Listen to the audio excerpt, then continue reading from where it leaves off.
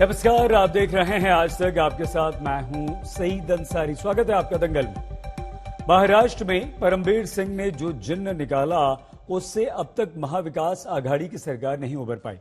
राज्य के गृह मंत्री अनिल देशमुख को लेकर शिवसेना और एनसीपी में दो फाड़ साफ नजर आ रही है। शिवसेना ने अपने दामन को बाग साफ बताते हुए सामना में एक लेख लिख दिया। संजय राउत ने इस लेख के जरिए बीजेपी पर कम, एनसीपी पर ज्यादा सवाल उठा दिए। संजय राउत का यही अंदाज एनसीपी को बुरी तरह से चुभ गया और इस बीच कांग्रेस ने भी मुख्यमंत्री उद्धव ठाकरे पर निशाना साध दिया। बीजेपी तो लगातार उद्धव, उनकी सरकार पर हमलावर है ही। तो इस एपिसोड के बाद बीजेपी ने कहा कि उद्धव सरकार में सब कुछ ठीक ठाक बिल्कुल नहीं है।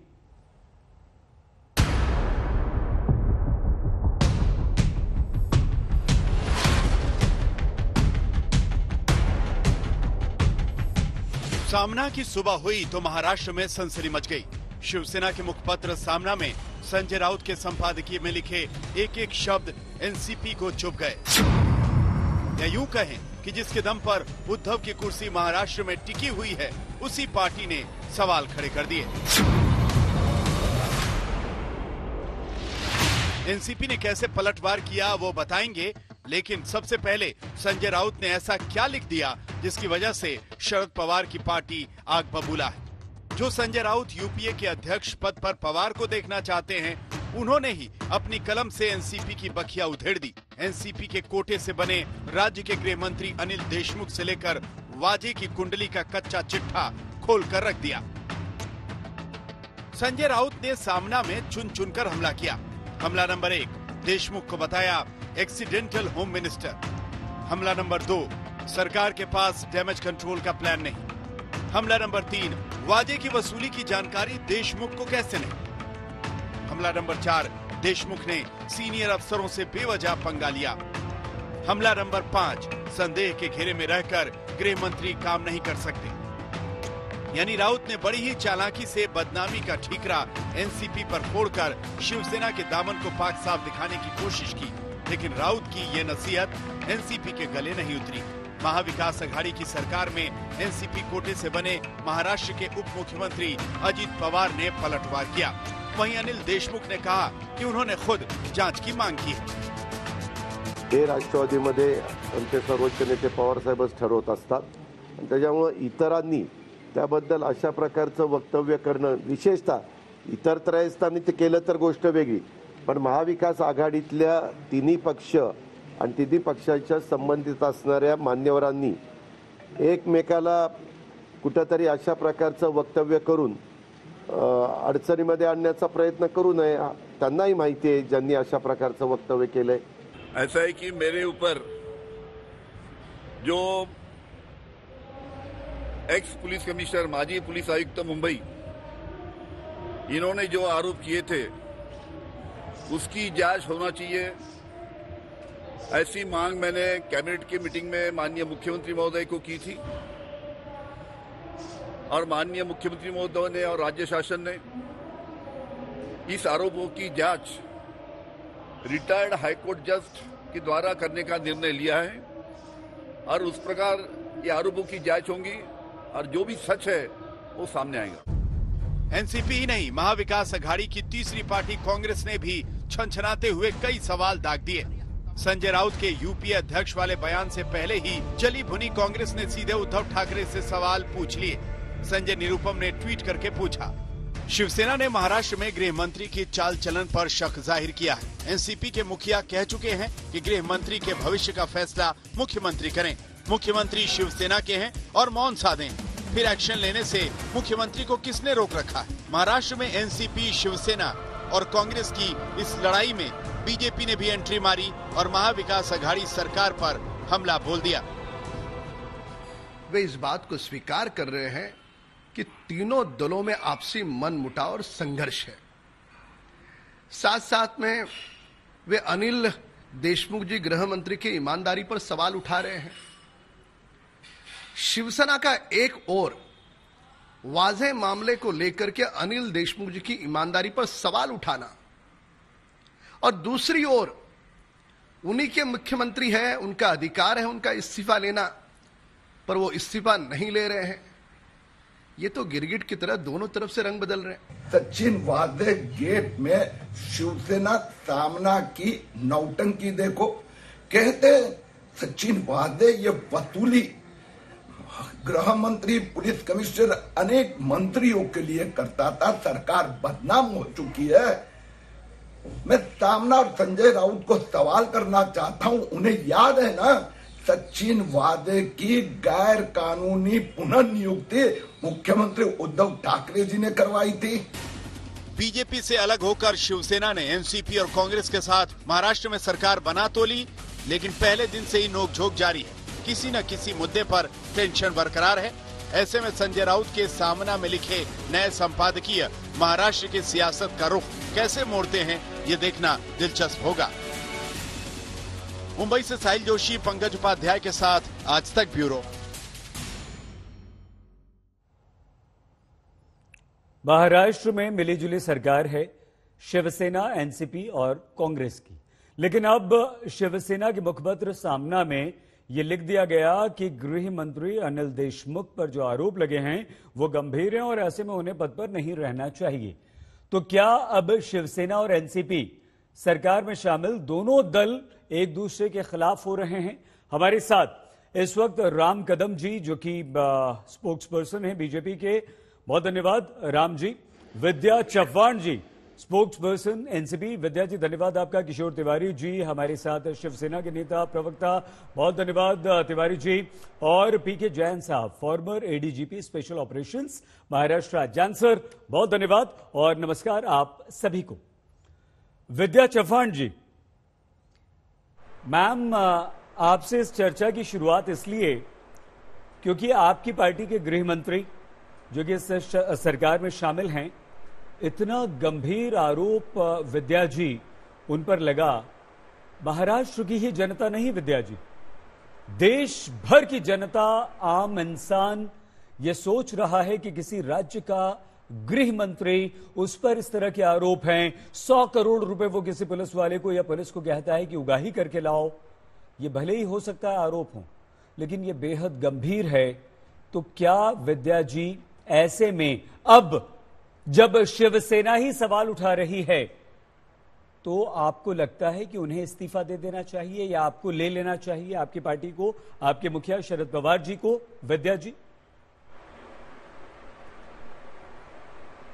देखिए, पहले तो मैं आपको ये बताना चाहती हूँ कि ये जो 100 करोड़ का मामला है ये भाजपा ने उठाया हुआ, उनकी मिलीभगत है और उन्होंने ये बदनाम करने के लिए मनगढ़ंत कहानी बनाई है। इसका सबूत सबसे बड़ा ये है कि परमवीर सिंह जी ने जो लेटर लिखा था वो लेटर उन्होंने लिखा नहीं, वो भाजपा ने लिखा है। ना ही ये उनके ईमेल से आया है, ना ही उसके ऊपर इनकी सिग्नेचर है, इसलिए भाजपा का भांडाफोड़ हो गया है। तो अभी हम लोग को अगर आप लोग कहते हैं कि 100 करोड़ का ये किया है, 100 करोड़ का गफला किया है, 100 करोड़ का गफला किया है, तो मैं चाहती हूँ कि ये देश में, इस देश में, भारत देश में जो अब्जावधि का घोटाला चल रहा है, यहाँ की रेलवेज, यहाँ की LIC, यहाँ की बैंकिंग क्षेत्र, सबको बेचा जा रहा है। उसमें अब्जों रुपए का करोड़ा है, सब देश बेच रहा है, लेकिन उसके ऊपर आपने कभी मैम मैम क्षमा इसके ऊपर आप कभी भी नहीं बोलते। विद्या जी सुनिए ना, हमारे चैनल पर सुबह 6 बजे से लेकर रात 12 बजे तक हर मुद्दा होता है। ये जो घंटा भर है, 1 घंटा, उस पर हम इसी मुद्दे को हमने चुना है जिस पर बात करने के लिए आपको बुलाया है। आगे दूसरा मुद्दा होगा, उस पर आप आएंगी तो आप उस पर अपनी राय जरूर रखिएगा। मैम चलिए, आपने कहा कि बीजेपी ने ये किया, ये तो बड़ी अजीब सी बात है मैम। एक आरोप लगा, बीजेपी ने अगर किया भी है तो आपकी सरकार है, आप जांच करवाइए, बीजेपी को एक्सपोज कीजिए, जिन लोगों ने किया है उन पर मुकदमा दर्ज करवाइए। कानूनी लड़ाई लड़ी है, आपकी सरकार है मैम। हाँ 1 सेकेंड मैम, आ रहा हूं आपके पास। लेकिन अच्छा चलिए, उस बात को आप मान रही है कि साजिश कर दी आपके खिलाफ। क्यों शिवसेना के मुखपत्र सामना में अब यह कहा गया कि ये ठीक नहीं है, आरोप गंभीर हैं, ऐसे व्यक्ति को पद पर नहीं रहना चाहिए? अच्छा, छोटा सा सवाल, उसका जवाब दे दीजिए। क्या शिवसेना एनसीपी के विरुद्ध हो रही है विद्या चव्हाण जी? जी देखिए, हमारी 3 पार्टियां हैं, शिवसेना है, कांग्रेस है और एनसीपी है। अभी इसमें सामना में जो मुखपत्र में जो लिखा गया है वो उनका वैयक्तिक स्वातंत्र्य है ना। अभी ये लोकशाही है, लोकशाही में हर एक को बोलने का अधिकार है और हम लोग ये चाहते हैं कि चाहे कांग्रेस बोले, चाहे शिवसेना बोले, चाहे एनसीपी बोले, उसमें अपना अपना विचार स्वातंत्र्य सबको है। अभी इस मामले को अगर इस तरह से आप देखेंगे तो मुझे ये कहना है कि ये जो लिखा गया है वो हर एक सामना बाला साहेब ठाकरे का सामना जो है, ठाकरे साहब ने और संजय राउत जी उनके इसमें तैयार हुए हैं और उन्होंने जो लिखा है वो स्पष्ट लिखते हैं, वो कभी किसी को ये नहीं करते और ये जो लिखा गया है उससे स्पष्टता के कारण हमको इसके बारे में हमें आपसे ये प्रश्न पूछना पड़ रहा है कि क्या शिवसेना आपके विरुद्ध है, आपके खिलाफ है मैम?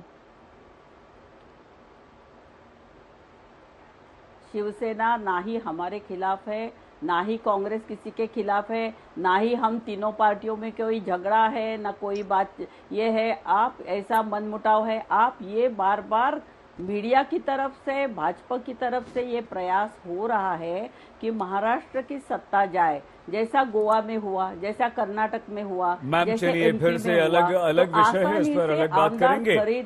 और मीडिया का काम सिर्फ आपसे सवाल, मीडिया का काम सिर्फ आपसे प्रश्न पूछना है। हम आपसे प्रश्न पूछ रहे हैं। आपके सहयोगी, आपकी सहयोगी शिवसेना के मुखपत्र, उनका अखबार, उनके संपादक संजय राउत आपके मित्र, उन्होंने लिखा, हमने आपसे पूछ लिया। बस अब आप लगातार कि हम क्यों कोशिश करेंगे मैम, हम क्यों प्रयास करेंगे? हमारा काम आपसे, हम राम कदम जी से भी प्रश्न पूछेंगे, हम एडीजी साहब बैठे हैं यहाँ पर, पीके जैन जी, उनसे भी पूछेंगे। किशोर तिवारी जी, क्या हो गया भाई? क्यों तिवारी जी आप अचानक से सामना में आपने लिख दिया कि ऐसे व्यक्ति को गृह मंत्री नहीं रहना चाहिए? क्यों मन भर गया आपका? अब एनसीपी से अलग होना चाहते हैं? एनसीपी से आप तिवारी जी? शहीद अंसारी जी, आपको होली मुबारक हो। आपको भी बधाई सर, होली की शुभकामनाएं। हाँ, और विद्या जी ने स्पष्ट किया है कि बहुत सीनियर एनसीपी के वो नेता है। मैं एक बात बता देता हूं, पहले तुम समझ लो कि सामना शिवसेना का मुखपत्र है और संजय राउत उसके संपादक है, और संजय राउत साहब ने ये सरकार बनाने में बहुत परिश्रम लिए और उनका हिस्सा बड़ा है। अब उन्होंने जो कुछ भी लिखा उसको हमने सीरियसली लिया, ये भी मैं क्लियर करता हूं। लेकिन संजय राउत ये सरकार का हिस्सा नहीं है। संजय राउत जी ने अपनी राय रख दी है, ये राय उन्होंने रखी। अभी एक निवृत्त न्यायाधीश इसकी आरोपों की जांच करेंगे जो परमवीर सिंह जी ने रखी। तिवारी जी, क्या संजय राउत जी की ये जो राय है वो सीधे सीधे एनसीपी के खिलाफ है? सीधे सीधे अनिल देशमुख को कटघरे में खड़ा नहीं करती है? बिल्कुल नहीं, बिल्कुल नहीं। उन्होंने दो प्रश्न निकाले। तिवारी जी, क्या संजय राउत जी ने या सामना में अपने संपादकीय में उन्होंने अनिल देशमुख जी की तारीफ की है? कहा है कि बहुत अच्छे पुलिस अधिकारी थे, गृह मंत्री हैं, बहुत अच्छा काम कर रहे हैं, उन पर कोई आरोप नहीं? तारीफ तो नहीं की ना सर। कहा, यही तो कहा कि ऐसे व्यक्ति को हम कैसे गृह मंत्री स्वीकार करें, महाराष्ट्र की जनता कैसे स्वीकार करेगी? शक नहीं होता है क्या? अंसारी जी, देखो एक योगायोग है। हाँ, ये लेटर लीक हुआ और तुमने मुझको कटघरे में खड़ा किया था। राम कदम और पीके जैन दोनों भी उसी डिबेट में थे और तुमने मुझे बहुत ग्रिल किया था। एक्चुअली ये सब बातें जो है ना, उस वक्त उन्होंने बोला कि सही से डिफेंड करने को लोग आए नहीं, तो अनिल देशमुख को कहीं अकेला तो नहीं गिराया गया। और दूसरा उन्होंने जो कुछ भी कहा है उसको सरकार में हम गंभीरता से लेंगे। अनिल देशमुख ने भी लिया है। क्या आप तिवारी जी, क्या आप ये मांग रखेंगे, क्या आप ये कोशिश करेंगे, क्या शिवसेना एनसीपी के साथ बैठकर विद्या जी, आप और आपके वरिष्ठ नेता शरद पवार जी, उद्धव ठाकरे जी सब ये तय करेंगे कि गृह मंत्री अनिल देशमुख को हटा दिया जाए, उनका इस्तीफा ले लिया जाए? नहीं, देखो बीजेपी कहां से आ गई सर? अरे मांग तो बीजेपी कर रही है। देखो इसी प्रकार के आरोप जब योगी आदित्यनाथ पे लग गए तो 7 आईपीएस ऑफिसर पे कार्रवाई करने दीजिए ना सर। अरे बीजेपी जो करती है करने दीजिए। आप यहां पर शिवसेना, एनसीपी और कांग्रेस की बात कीजिए। नैतिकता भी कोई चीज होती है ना सर।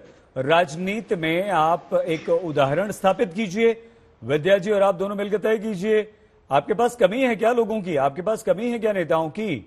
और वैसे भी एक्सीडेंटल होम मिनिस्टर बता रहे हैं आपके संजय राउत जी, तो वो तो कह रहे हैं कि एक्सीडेंटल थे, अजित पवार जी ने मना कर दिया था, एक और आपके नेता ने मना कर दिया था एनसीपी के, इसलिए उन्हें बना दिया गया।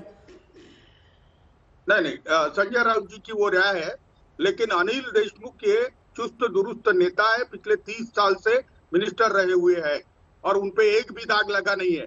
मैं अभी बता रहा हूँ, ये छोटा दाग है सर, न्यायाधीश 100 करोड़ रुपए का दाग नहीं है सर तिवारी जी। अरे यही तो पहली बार आया है, तो अब रिटायर्ड जज इंक्वायरी कर लेंगे, इंक्वायरी करने पे एक पैसे का भी सबूत मिलता है।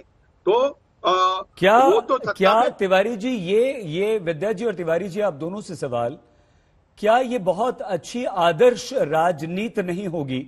एक उदाहरण आप देश के सामने नहीं रखेंगे कि हम इस्तीफा ले लेते हैं, अगर निर्दोष सिद्ध होते हैं तो तुरंत फिर से अनिल देशमुख महाराष्ट्र के गृह मंत्री बना दिए जाएंगे?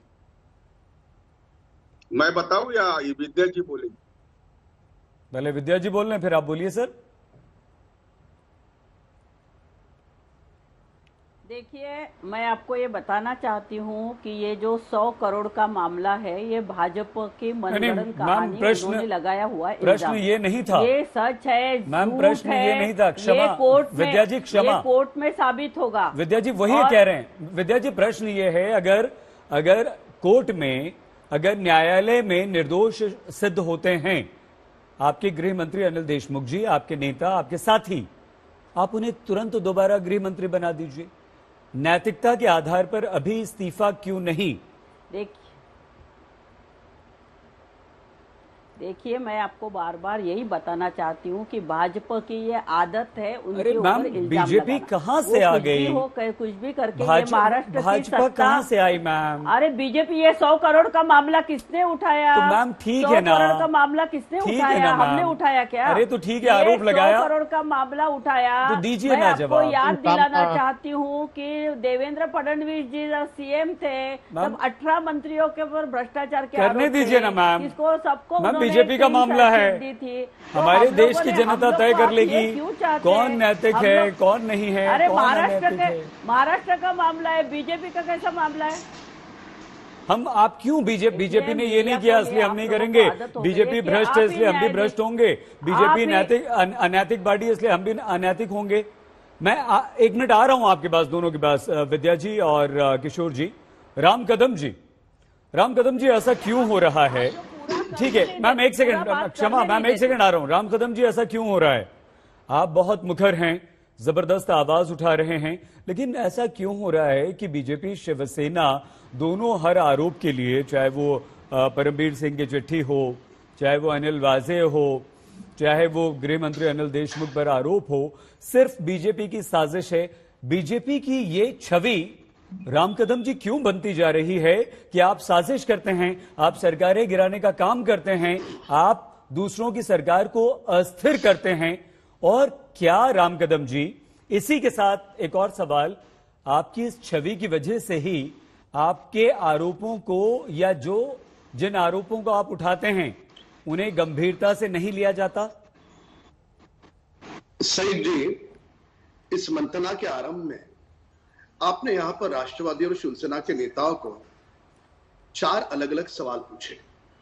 सवालों का सटीक जवाब देकर अपना दामन कितना साफ है, वह दागी नहीं है, यह बताने का छोड़ करके सवाल पूरब का था, वे पश्चिम की ओर भाग रहे थे, मूल मुद्दे से भटक रहे थे। अब मूल बात हम बता दें यहां पर कि अलग अलग बिंदुओं की कड़ी को जोड़ने के बाद जो श्रृंखला बनती है, वह श्रृंखला, मैं सटीक जवाब पर आ रहा हूं। राम जी वे बोलते ना, हमने विद्या जी और तिवारी जी को भी इसीलिए रोका, हमने कहा कि दूसरे मुद्दे अपन बात कर सकते हैं। मैंने आपकी बात सुनी। नहीं, आप सईद जी, मैं प्रश्न को जिस प्रकार से दोनों नेताओं ने भटकाया, मैं बिल्कुल भटकाऊंगा नहीं। आप ही की बात पर आ रहा हूं कि 16 फरवरी को 5:33 एसीपी मुंबई पुलिस का, वो पुलिस काम करती है ये तीनों दलों के नेताओं के नेतृत्व में।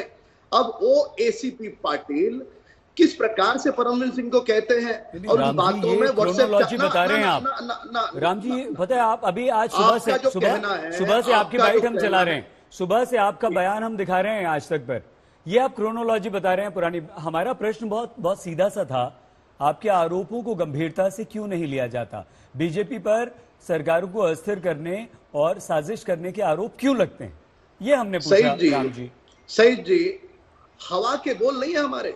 अध्ययन के साथ 6.3 GB की पूरी तरह से वहां पे हमने डेटा वहां पे रखा है, सारे कागजात दिए, सारे सबूत दिए हैं। ये किसी जासूस ने नहीं, हमारे विपक्ष के नेता ने अध्ययन के साथ सबूत रखने के बाद भी ये महाराष्ट्र की सरकार कुछ लोगों को बचाना चाहती है। अब आपने पूछा कि देशमुख जी इस्तीफा क्यों नहीं देते। एक तरफ शिवसेना पूरी तरह से देश के सामने एनसीपी को लताड़ रही है, सारा का सारा जिम्मा उन पर थोप रही है, और यहाँ पर राष्ट्रवादी की राजनीतिक मजबूरी है कि शिवसेना की ओर से उनकी फजीयत होने के बाद भी उन्हें शिवसेना का साथ यहाँ देना उनकी मजबूरी है। सबसे मूल बात, एक मिनट, देशमुख जी इस्तीफा क्यों नहीं दे रहे, उसका सीधा कारण, अगर देशमुख जी का इस्तीफा कोई भी मांगता है और वे मुंह खोलते हैं तो तीनों दलों के नेता पूरे देश में, पूरे विश्व में मुंह दिखाने के लायक नहीं होंगे, इसलिए ये देशमुख जी का इस्तीफा नहीं ले सकते। तिवारी जी, हम यही सवाल मैं एक बता रहा हूं सर, एक रिएक्शन जल्दी से बीके जैन सर से ले लें। राम जी, फिर आता हूं आपके पास। ठीक है, आपने अपनी बात कही, लेकिन आपने ये नहीं बताया कि वो क्या कारण है कि आप पर साजिश के आरोप लगते हैं, क्यों ऐसा आपके बारे में सोचा जाता है? नहीं, अध्ययन के साथ बताने के बाद उनके पास दूसरा जवाब क्या है? अध्ययन के साथ जब हम आरोप करते हैं और वो सारे आरोप पूरा देश स्वीकार करता है, पर ये 3 दल स्वीकार नहीं करते, उसके बाद हमारी दहशत नहीं होगी अच्छे मायने में। इनको रात को नींद नहीं आती, रात को भी इनको भाजपा के सपने आते हैं। ठीक है, डरा तो दिया ही आपने, इसमें कोई शक नहीं, लेकिन नहीं, सच्चाई के आधार पर, ठीक है, वो तय हो जाएगा के आधार पर, वो राम जी तय हो जाएगा। लेकिन एक और महत्वपूर्ण बात है जो हम किशोर जी, विद्या जी और आपसे अंत में जरूर पूछेंगे। जैन सर, आप हमें ये बताइए कि ये जो आरोप लगे हैं, क्या इन आरोपों में कोई सच्चाई हो सकती है, और क्या पुलिस पर इस कदर इतना ज्यादा सर दबाव होता है कि एक होम मिनिस्टर या कोई भी मिनिस्टर पुलिस के एक ऑफिसर को बुलाकर इस तरह से इन्फ्लुएंस कर सके, और वो ऑफिसर जो होता है या पुलिस कमिश्नर जो होता है वो इतना मजबूर होता है बेचारा कि उसे उसकी बात माननी पड़ती है? सर सही जी, 2-3 चीजें मैं कहना चाहूंगा। एक तो विद्या जी के जो इससे पहले आरोप हुए वो आरोप गलत हैं। ये 100 करोड़ रुपए का आरोप जो है वो बीजेपी ने नहीं लगाया, वो आरोप परमवीर सिंह ने अपनी चिट्ठी में जो उन्होंने मुख्यमंत्री को लिखी थी उसमें लगाया है, और उसके बाद में उसी आधार पे, और वो ईमेल उन्हीं की थी, वो ईमेल आईडी उन्हीं की थी, ये उन्होंने स्वीकार किया है, और उसी के आधार पे पहले उन्होंने सुप्रीम कोर्ट में रिट पिटीशन दाखिल की थी, स्पेशल लीव पिटीशन, और अब वो हाई कोर्ट में जा चुके हैं। मेरा यह मानना है कि अगर किसी अधिकारी के पास में सटीक सबूत नहीं होते तो इतना बड़ा कदम वो नहीं उठाता। इस तरह की ये हाराकिरी बोलते हैं, ये हाराकिरी कोई भी अधिकारी नहीं करेगा जब तक उसके पास में सबूत नहीं होंगे। अब इसमें बात की जा रही है कि रिटायर्ड हाईकोर्ट जज से जांच करवाई जाएगी। देखिए, रिटायर्ड हाईकोर्ट जज से जब वो जांच आयोग सेटअप किया जाएगा, उनका ऑफिस बनाने के लिए, उनको स्टाफ प्रोवाइड करने के लिए और 3 महीने जाएंगे, इंक्वायरी होते होते और 6 महीने निकल जाएंगे। ये सिर्फ इस समस्या को, या जो प्रॉब्लम आई हुई है सरकार के ऊपर, उसको कारपेट के नीचे स्वीप करने का एक प्रयत्न है। इसमें सही ऐसा होना चाहिए था, अगर कोर्ट की बात करते हैं कि कोर्ट में जाके इसमें सच्चाई सामने आएगी, तो कोर्ट में जाने के लिए पहले ऑफेंस दाखिल होना चाहिए। आज तक एक सीआर तक इसमें दाखिल नहीं है, तो कौन से कोर्ट में जाएगा ये? जहां तक जांच का सवाल है, वो जांच होती रहेगी, उसके क्या निष्कर्ष सामने आएंगे वो तो अभी बहुत समय उसमें पड़ा है, क्योंकि जैसा मैंने आपको बताया कि बहुत लंबी प्रोसेस है ये। जहां तक, अब मुझे ये बताइए कि आप बोलते हैं पुलिस कमिश्नर जो है वो कितना मजबूर होता है। एक पुलिस कमिश्नर को उसके पद से 1 दिन में हटा दिया गया। 2 दिन पहले उनकी प्रशंसा की जा रही थी कि वो बहुत अच्छा काम कर रहे हैं, पुलिस ने ठीक काम किया है, मुख्यमंत्री भी उनके पीछे खड़े थे, गृह मंत्री भी उनके पीछे खड़े थे, लेकिन 2 दिन के बाद में उनको बदल दिया गया। सुन लीजिए, 2 दिन के बाद में बदल दिया गया, वही लॉजिक जो है। नहीं सर, लेकिन जैन सर, ये सवाल भी तो उठा ना कि आप जब तक मुंबई पुलिस कमिश्नर थे तब तक आपने कुछ नहीं कहा। आपको पता था पहले से कि आपके होम मिनिस्टर पैसे की डिमांड कर रहे हैं, उगाही करने के लिए कह रहे हैं, और जैसे ही आपको कमिश्नर की पोस्ट से हटा दिया गया, आपको दूसरी जगह भेज दिया गया, आपने ये काम कर दिया। तो शक तो वहां भी होता है ना सर, क्या आपको शक नहीं हुआ सर? उन्होंने क्या किया, जब तक उनको एडमिनिस्ट्रेटिव कारण बता के बदली की गई, उन्होंने स्वीकार की, जाके डीजी होमगार्ड के पद पे वो ज्वाइन हो गए। लेकिन जैसे ही गृह मंत्री महोदय ने उनके बारे में एलिगेशन लगाने शुरू किए कि उसमें अनपार्डनेबल मिस्टेक्स हैं, उसमें बहुत बड़ी उनकी गलती सामने आ रही है, तब उन्होंने जाके अपना सर इसका मतलब तो ये हुआ कि आप पोजीशन पर हैं और आपका सीनियर या आपका बॉस जो है वो आपको गलत काम करने के लिए कह रहा है, आप गलत काम कर रहे हैं, लेकिन जैसे ही आप फंसते हैं या आपका बॉस फंसता है या कहीं भी कुछ आप पर मुसीबत आती है तो आप अपना दामन बचाने के लिए दूसरे पर आरोप लगा देते हैं। सर लेकिन परमबीर सिंह के ऊपर कोई उस समय तक आरोप नहीं लगाया गया लेकिन था। परमबीर सिंह को ये तो पता था ना सर, वो पहले अगर पहले से उगाई हो रही थी, ऐसा तो नहीं था कि एक दिन पहले होम मिनिस्टर ने उनसे कहा, उनको पता चला और दूसरे दिन उन्हें हटा दिया गया और तीसरे दिन उन्होंने ये बात मीडिया के सामने या चिट्ठी लिख दी सीएम साहब को। सही जी, इसका सिर्फ इतना ही जवाब मेरे पास में है कि उनका बोलना है कि मैंने ये चीज मुख्यमंत्री महोदय को बताई, उप मुख्यमंत्री महोदय को बताई। सर टाइमिंग पर सवाल है ना सर, जब हटाया गया तब बताया आपने ना, हटाए जाने के बाद नहीं, हटाए जाने के पहले बताई। और वो बात जो थी वो उन्होंने सबको लिखित में नहीं भेजी उन्होंने, लेकिन उनको सबको ओरली बताई। और आज तक भी मुख्यमंत्री महोदय ने इस चीज को नकारा नहीं है कि उनको बताया नहीं गया। ठीक है, शरद पवार जी ने ये बोला है कि मेरे को बताया गया, मेरे से बात हुई, लेकिन मैंने सोचा कि क्योंकि इनकी बदली होने वाली है। सरकार चला रहे महाराष्ट्र में शिवसेना और एनसीपी आमने सामने हैं। शिवसेना के मुखपत्र सामना में गृह मंत्री अनिल देशमुख पर सवाल उठा दिए गए। बीजेपी प्रवक्ता नेता राम कदम जी इस वक्त हमारे साथ हैं, विद्या जी और किशोर तिवारी जी के साथ पीके जैन साहब भी हमारे साथ। राम जी, आपको लगता है कि यह बेहद गंभीर मामला था, पूरा देश हिल गया था, महाराष्ट्र की जनता ही क्यों कि गृह मंत्री पर इतना बड़ा आरोप लगा? एक राजनीतिक दल होने के नाते आपने इस मुद्दे को जोर शोर से उठाया, सबसे आगे आप रहे, लेकिन कुछ हुआ गया नहीं। गृह मंत्री अनिल देशमुख गृह मंत्री बने रहे, बीजेपी अलग थलग पड़ गई, शिवसेना एनसीपी दोनों ने ठान लिया, शरद पवार ने भी कह दिया कि अनिल देशमुख के इस्तीफे का सवाल ही नहीं उठता। विद्या जी कह रही हैं हम जांच करवा लेंगे, आप निश्चिंत रहिए। तो बीजेपी पिछड़ गई, क्या करेंगे अब आप? देखिएगा, आजाद भारत के इतिहास में इतना घिनौना दुष्कर्म इसके पूर्व इतिहास में कभी नहीं हुआ। कोई पुलिस वाला स्वयं बम रखे और गृह मंत्री 100 करोड़ के आसपास की उगाही मांगे, यह देश के किसी प्रदेश में इसके पूर्व नहीं हुआ। सवाल यह था कि नैतिकता के आधार पर तीनों दल मिलके जिम्मेदार मंत्रियों की नार्को टेस्ट कराते और अपना दामन पूरी तरह से साफ है इसका परिचय देश को देते, पर कतई इन्होंने ये नहीं किया, साहस इनमें नहीं है। इसका कारण है कि इनके हाथ उसमें फंसे हुए हैं, सारी की सारी मिली भगत ये तीनों दलों की है। अब आप क्या करेंगे राम जी? देखिए, भारतीय जनता पार्टी को हमें दायित्व मिला है विपक्ष का दायित्व हम पूरी तरह से निभाएंगे, पूरी तरह से हम हमारा दायित्व का निर्वहन करेंगे। हमने अब तक सारे सबूत रखे हैं और इनका दागी चेहरा देश और दुनिया ने देखा है। भले ये इस्तीफा नहीं दे, पर हमें मजबूर करेंगे इन्हें कि इन्हें इस्तीफा देना होगा, इनकी नार्को टेस्ट करनी होगी। सारे देश में इनकी इज्जत की धज्जियां उड़ चुकी है। ये हम नहीं कह रहे, मुख्यमंत्री जी की स्वयं अर्धांगिनी रश्मि ठाकरे जी का अखबार आज कह रहा है कि सरकार की इज्जत की धज्जियां उड़ चुकी है। अब इज्जत की धज्जियां उड़ चुकी है, शिवसेना स्वयं करेगी और स्वयं कुर्सी पर सिंहासन पर विराजमान होगी। बीजेपी का काम है, हो नहीं सकता, वो आलोचना करेगी। बीजेपी एक विपक्ष का दायित्व निभाते हुए राज्य में जो भी हो रहा है, सरकार के अगर उन्हें कुछ काम बुरे लगते हैं तो वो आपके खिलाफ जरूर आवाज उठाएंगे और वो उठा रहे हैं। और राम जी भी बोल रहे हैं कि हम तो करेंगे, हम महाराष्ट्र की देश की जनता के सामने आपको एक्सपोज करेंगे।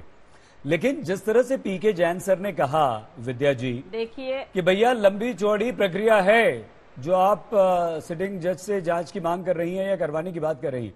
अरे सरकार आपकी है, तुरंत जांच करवाइए, तुरंत तेजी लाइए, कुछ कीजिए। महाराष्ट्र की देश की जनता को यह संदेश दीजिए कि हम बहुत गंभीर हैं, हम नहीं बचाना चाहते अपने गृह मंत्री को, हम अपनी सरकार पे कोई दाग लगाने देना नहीं चाहते। इसके लिए विद्या जी आप क्या करेंगे और आपने क्या किया अभी तक?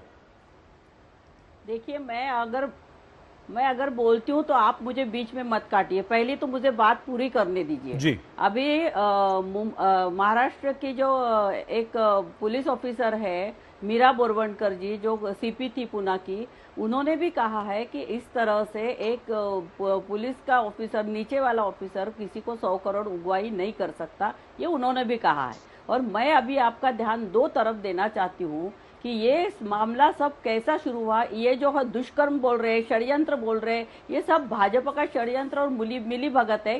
कैसा है ये मुझे बोलने दीजिए।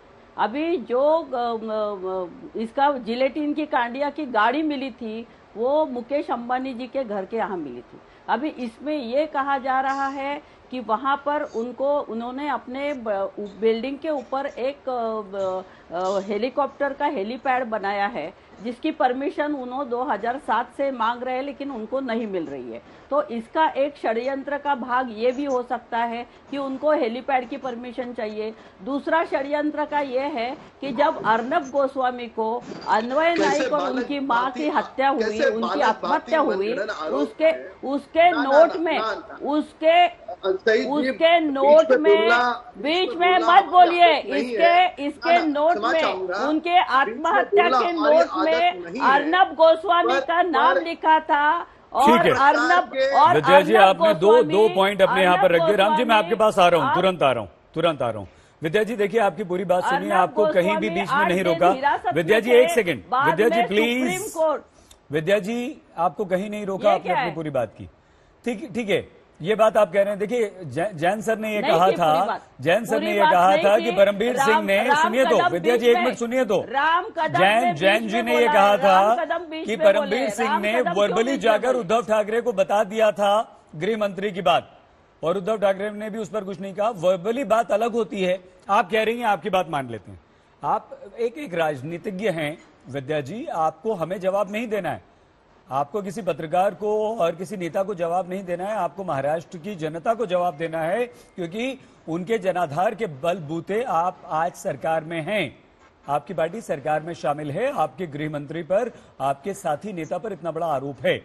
कोई जांच करवाइए, कोई ऐसी जांच करवाइए जिस पर सबको भरोसा हो, वो न्यायिक जांच हो, प्रशासनिक जांच हो, आपकी सरकार की तरफ से जांच हो। कार्रवाई आप कुछ नहीं करती हैं, सिर्फ जुबानी बातें करती हैं। विद्या जी इससे बात नहीं बनेगी ना। तिवारी जी अब आपको लगता है कि आप बचाने की कोशिश कर रहे हैं और कहीं ना कहीं इसका महाराष्ट्र की जनता पर बुरा असर पड़ेगा, आपकी सरकार की छवि को नुकसान पहुंचेगा, अगले चुनाव में कहीं आप लोगों को नुकसान ना हो जाए। देश की जनता हमारी कुछ भूलती नहीं है सर। देखिए ये पत्र जब आया था तो 1 घंटे के बाद भी मैंने बोला था कि मेरे मुख्यमंत्री इस पर शरद पवार जी से चर्चा करके विवेक के आधार पर लेंगे। अभी हमारे पास ऐसे तथ्य मिले हैं कि जब परमबीर जी को हटाया गया उसके बाद उनकी अमित शाह जी से बात हुई और देवेंद्र जी दिल्ली जाते हैं, उसके बाद ये पत्र ड्राफ्ट होता है और ये पत्र पहले 3:30 बजे मीडिया को मिलता है और 4 बजे राज्यपाल के ऑफिस से लीक होता है। मेरे को बात करने दो।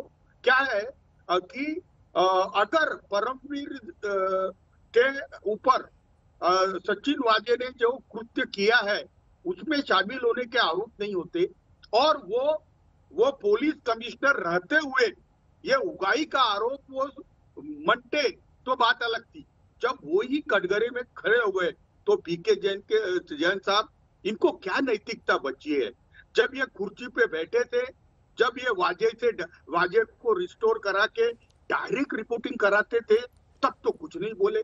जब इनको हटाया गया, अच्छा तिवारी जी, परमबीर सिंह जो हैं वो नैतिकता के आधार पर इस्तीफा दें या नैतिकता दिखाते हुए पद छोड़ें या नैतिक आचरण करें, और अनिल देशमुख नहीं करेंगे, वो नैतिकता की बात नहीं करेंगे, आप नैतिकता की बात नहीं करेंगे। ठीक है, एक सेकंड तिवारी जी मैं आता हूं आपके पास, एक मिनट जैन सर का एक कमेंट ले लेता हूं। हाँ तीनों के पास आते हैं, बोला ना सर, कितना बोलेंगे आप। जैन सर ये बताइए आप मुझे कि क्या होना चाहिए।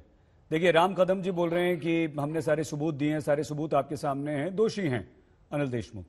विद्या जी, तिवारी जी, लगातार जैन जी ये कह रहे हैं कि ये तो बीजेपी की साजिश है। क्रोनोलॉजी दोनों बता रहे हैं, राम जी भी बता रहे हैं, विद्या जी और तिवारी जी तीनों बता रहे हैं। आपके अनुसार एक बेहद वरिष्ठ पुलिस अधिकारी रहने के नाते आप क्या कहते हैं, किस तरह की जांच होनी चाहिए जिससे राम कदम जी यानी कि बीजेपी भी संतुष्ट हो जाए और महाराष्ट्र और देश की जनता भी संतुष्ट हो जाए और एनसीपी शिवसेना भी? सही जी, उसमें टेक्निकली तो जिस मंत्री महोदय के खिलाफ में जांच की मांग की जा रही है वो गृह मंत्री के पद पे रहते हुए किसी पुलिस यंत्रणा की हिम्मत नहीं है कि वो उनके खिलाफ में किसी भी तरह की सीरियस जांच करे। अरे न्यायाधीश अब बात हो रही है रिटायर्ड हाईकोर्ट जज की। मेरा ऐसा बोलना है कि एक स्पेसिफिक जो परमबीर सिंह का पत्र था बहुत स्पेसिफिक था, उसमें डेट, टाइम, कौन व्यक्ति हाजिर थे, वो सब लिखा हुआ था। मेरा ये पर्सनल मत है कि इसमें प्रिवेंशन ऑफ करप्शन कायदे के अंतर्गत गुना दाखिल होना चाहिए। गुना दाखिल होने के बाद में इसकी जांच एक स्पेशल इन्वेस्टिगेटिंग टीम ने करनी चाहिए जो कोर्ट मॉनिटर्ड हो। इसमें जो ये बाकी के जो इंक्वायरी जो किए जाते हैं, किसी ब्यूरोक्रेट को दे दिया या किसी रिटायर्ड हाईकोर्ट जज को दे दिया, सब सुन लीजिए ना Tiwari ji, with all due regards to them, उसमें जांच में कुछ निकलने वाला नहीं है। और ये सिर्फ इस विषय को भटकाने की, बरगलाने की, बहुत दूर तक लंबा खींचने की प्रक्रिया है। सर आपको रोक लें जरा यहाँ पर जल्दी से, समय बहुत कम है। विद्या जी और तिवारी जी, जो जैन साहब ने जो एक प्रपोजल रखा है, एक प्रस्ताव रखा है, क्या आप उसे मानेंगे? और तिवारी जी, क्या आप जल्दी से ये सवाल का जवाब दे सकते हैं? कहीं ऐसा तो नहीं कि आप फिर से बीजेपी के साथ मिलकर सरकार बनाने के लिए तैयार बैठे हो और एनसीपी को अलग करना, उसलिए नाराज कर दो शिव सामना में उनके खिलाफ बोल के। एनसीपी नाराज हो जाए, अलग हो जाए, बीजेपी के साथ मिल जाएंगे, सरकार बना लेंगे, बल्ले बल्ले। नहीं, देखो शहीद जी, मैं पीके जैन को और तुमको भी आश्वस्त करता हूं कि ये जो घटनाक्रम हो रहा है इसमें महाराष्ट्र सरकार मौका मिला बीजेपी के साथ सरकार बनाने का तो बनाएंगे या नहीं? एनसीपी को अपने से अलग करेंगे या नहीं? नहीं, देखो सरकार बनाना और नहीं बनाना ये तो प्रश्न ही नहीं आता। ये 5 साल तो महाविकास आघाड़ी के साथ ही काम करना है। लेकिन महाराष्ट्र विद्या जी, क्या एनसीपी अलग होगी? अब तो शिवसेना ने आपके खिलाफ बोलना शुरू कर दिया है, क्या आप हट जाएंगे अलग? देखिए, मैंने चैनल के शुरू से ही कहा है कि अगर कोई लिखता है या कोई बोलता है तो वो उसका वैयक्तिक अधिकार है। अगर आज तक ये चाहता है कि शिवसेना और एनसीपी अलग हो तो भी हम लोग हो नहीं सकते, क्योंकि आप लोग सब चाहते हैं कि फिर से बीजेपी की सत्ता है, लेकिन वो आ नहीं सकते। कहीं आपको ऐसा तो नहीं लग रहा, लिए काम करते ऐसा तो नहीं लग रहा कि एनसीपी अलग हो जाए, हम बीजेपी और शिवसेना मिलकर सरकार बना लें? राम जी, जैसे एक बार तो आप ले चुके थे, अजीत पवार जी को ले ही गए थे अपने साथ। सही जी, सरकारें आएंगी, सरकारें जाएंगी, पर सरकारें सत्ता में इसलिए आती है। नहीं, अरे ये बताइए ना सर, कोई संभावना राम कदम जी इस बात की कि बीजेपी शिवसेना के साथ सरकार बना ले? सरकारें आएंगी, सरकारें जाएंगी, अरे वो तो लोकतंत्र के पायदान पर जो अंतिम गरीब व्यक्ति है उसका उत्थान कब होगा, ये विषय है। करोड़ों। बहुत धन्यवाद आप चारों का, राम जी, विद्या जी, तिवारी जी और पीके जैन साहब, बहुत बहुत धन्यवाद आपका इस चर्चा में शामिल होने के लिए। लेकिन महाराष्ट्र में अब शिवसेना ने अपनी ही सरकार में शामिल एनसीपी के मंत्री, अपने ही गृह मंत्री के खिलाफ आवाज उठाई है। देखते रहिए आज तक।